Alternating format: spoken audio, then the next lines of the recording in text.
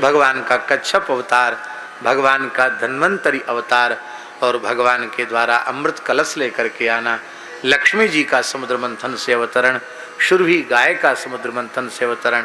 कथा आप सब लोग जानते ही हैं। भगवान ने मोहिनी अवतार लेकर दैत्यों को अमृतपान से वंचित किया, देवताओं को अमृत पिलाया।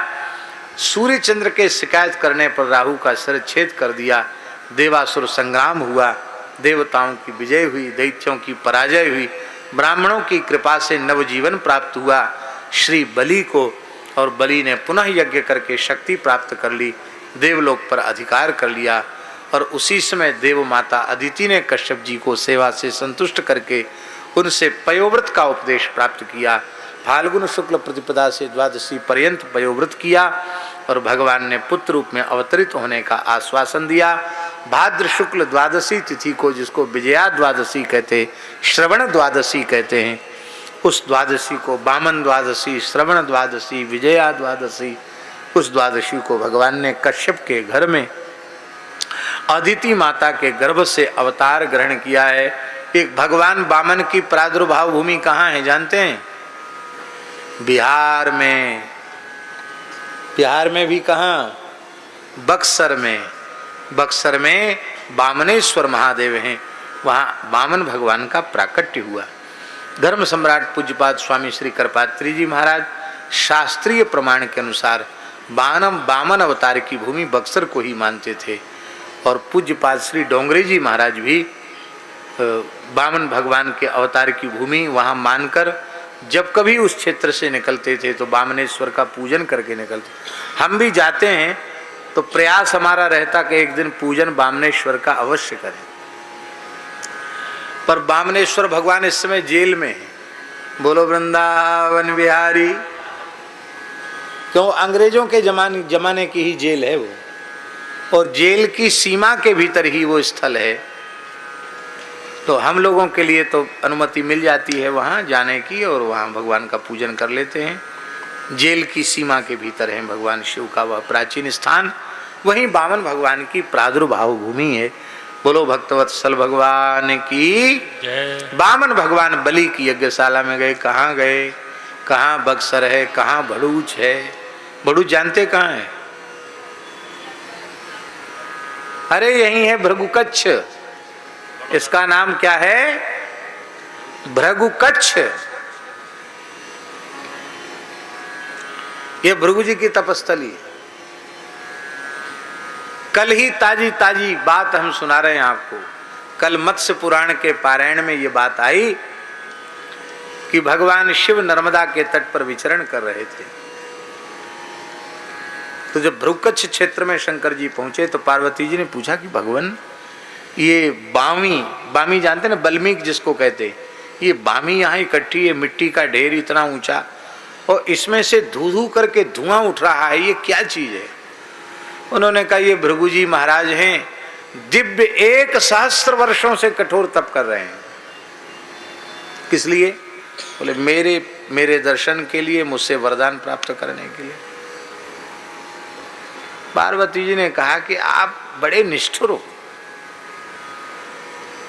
समझ में नहीं आता। आप आशुतोष भी हो और आप दुराराध्य भी हो। बताओ, एक ब्राह्मण दिव्य 1,000 वर्ष, दिव्य 1,000 वर्ष समझते हैं आप? नहीं समझते। हम लोगों का 1 वर्ष और देवताओं का 1 दिन, इस हिसाब से हम लोगों के 360 है, 65। हम लोगों के 365 वर्ष और देवताओं का 1 वर्ष। इसी हिसाब से 1000 वर्ष, तो मानवीय वर्ष कितने हुए बताओ? गणना कर बताओ। हैं? 3,65,000 वर्ष हुए। सही है? अब 2-2 सीए बोल रहे हैं, सज्जन जी भी सीए हैं और ये भी हैं। हाँ, तो एक सीए ने बोला, फिर दूसरे ने पक्का कर दिया, और कैलाश जी भी बगल में बैठे, वो भी सीए हैं। इस समय सीए की जमात हमारे आसपास इकट्ठी हो रही है।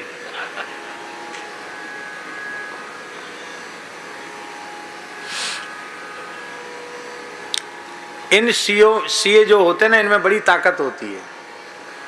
भारतवर्ष के सीए जितने भी हैं, सब नहीं, कुछ आस्तिक सीए यदि अपने मन में ये निश्चय कर लें कि हम कमर कसते हैं, प्रतिज्ञा करते हैं भारतवर्ष में कम से कम कोई गाय भूखी नंगी प्यासी नहीं रहेगी, दुखी नहीं रहेगी, हम समझते हैं केवल सीए, भारत के सीए संकल्प कर लें तो इतने बड़े बड़े अमीर लोग इनकी मुट्ठी में हैं कि ये बड़ी सरलता से गोवंश की सेवा कर सकते हैं। हमारा कोई स्वार्थ नहीं है, भगवान ने आपको सीए बनाया है तो आप अपनी योग्यता का सर्वोत्तम उपयोग गौ माता की पवित्र सेवा में कीजिए।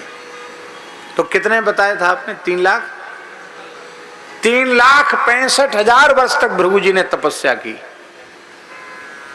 माने मानवीय वर्षों से। पार्वती जी ने कहा बड़ी निर्दयता है, आप बताओ इतनी तपस्या कर रहे आप दर्शन नहीं देते हो। शंकर जी बोले दर्शन तो हमारा बहुत जल्दी हो जाता है, पर ये क्रोधी बहुत हैं, हाँ इनको गुस्सा बहुत है, और जब तक ये क्रोध रहेगा तब तक वो हमारी प्राप्ति कठिन है। अब समझ लो क्रोध कितनी बुरी चीज है। गुस्सा रहेगा तो 3,65,000 वर्ष की तपस्या से भी भगवान खुश नहीं होंगे, और क्रोध न करो तो आपकी सारी सबसे बड़ी तपस्या है क्रोध न करना। पार्वती जी ने कहा बेचारे कहाँ क्रोध कर रहे हैं, 3,65,000 वर्ष से तो बैठे हैं आंख मूंद के। भगवान शंकर बोले अभी तमाशा दिखाता हूं।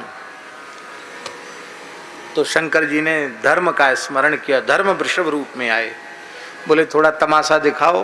पार्वती जी तमाशा देखना चाहती, इनका गुस्सा देखना चाहती है। तो वृषभ रूपधारी भगवान नंदी ने, धर्म ने अपने सींगों से उस मिट्टी को, ढेर को ऐसे उल्टा, तो महाराज उठाया सींगों पर, भृगु जी को फेंक दिया। ओ भृगु जी समाधि खुल गई, उतले। तुरंत उन्होंने जल लिया, और शाप देता हूं तुझे, अभी समाप्त करता हूं तुझे। इतनी उद्दंडता, तत्काल वो वृषभ धरती में विलुप्त हो गया। वहीं भड़ूच की स्थली है जहां धर्म, वृषभ रूपधारी धर्म अंतर्हित हो गए। बोले ये वृषभ नहीं, ये तो कोई देवता है। तब तक भगवान उमा महेश्वर सामने प्रकट हो गए। भृगु जी ने साष्टांग प्रणाम किया, भगवान की स्तुति की है, कहा भगवान इस क्रोध से अब आप ही हमको बचाइए। बोले अब तुमको गुस्सा नहीं आएगा, कोई बात नहीं है, तो क्या चाहते हो? बोले आप स्वयं चलकर इस तीर्थ पर आए हो, यदि आपका मन हो तो आप यहाँ अविचल भाव से विराजें। भगवान शंकर ने कहा हम पार्वती जी के सहित भृगु कच्छ में सदा सर्वदा के लिए विराजमान हो जाएंगे, और यह तीर्थ भृगु कच्छ के नाम से प्रसिद्ध होगा। संपूर्ण देवता, संपूर्ण ऋषि, संपूर्ण पितर, संपूर्ण तीर्थ उस समय भगवान शिव की सन्निधि में उपस्थित हो गए, और सबने कहा भगवान जब आप निवास करेंगे तो हम सब भूमंडल के तीर्थ भी भृगु कच्छ में ही निवास करेंगे। भृगु कच्छ में नर्मदा जी के जल में 10 करोड़ तीर्थों का निवास है। कितने? इसलिए अनजाने में भी भृगु कच्छ में कोई गोता लगा ले तो उसको सैकड़ों अश्वमेध यज्ञों का पुण्य प्राप्त हो जाता है। तो भगवान वामन भृगु कच्छ पधारे, भृगु कच्छ में ही बलि महाराज यज्ञ कर रहे हैं। बलि ने भगवान का चरण धोया, चरणामृत लिया, और 3 पग पृथ्वी के दान का संकल्प किया। 1 पग में भगवान वामन ने सारी धरती को नाप लिया, दूसरे पग में ब्रह्मलोक तक नाप लिया। ब्रह्मा जी ने भगवान के चरण का प्रक्षालन किया, कमंडल में विराजमान किया, वही गंगा जी हो गई। भगवान ने कहा तुमने 3 पग पृथ्वी के दान का संकल्प किया था, 2 पग में तेरी सारी संपत्ति को नाप लिया, बोल तीसरा पग कहाँ रखूं? बोले भगवान आपने 2 पग में मेरी संपत्ति को नापा, तीसरे पग में मुझे नाप लीजिए। भगवान ने अपना चरण बलि के मस्तक पर पधराया। देवताओं ने आकाश से पुष्पों की वर्षा की। भगवान ने कहा बलि हमने तुमको नहीं बांधा, तुमको तो बांध कर मैंने खोल दिया, पर तुमने अपने प्रेम बंधन में सदा सर्वदा के लिए मुझे बांध लिया, अब हम तुम्हारे द्वारपाल बनकर सुतल लोक में रहेंगे, हैं? और वामन भगवान आज भी सुतल लोक में बलि के द्वारपाल बनकर के खड़े हैं। बड़े प्रतापी हैं वामन भगवान, ऐसे वैसे नहीं है, खाली ब्राह्मण का बेटा मत समझ लेना उनको। वाल्मीकि रामायण के उत्तरकांड में लिखा है कि रावण जब दिग्विजय यात्रा में सुतल लोक गया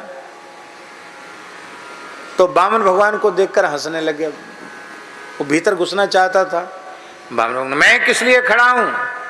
तो रावण अवज्ञा पूर्वक ठहाका लगा के हंसा, ए बोने क्या कर रहा है, हमको जानता है मैं त्रिलोक विजयी रावण हूं। तो उन्होंने कहा मैं कैसा बौना हूं, अभी तुझे मजा चखाता हूं।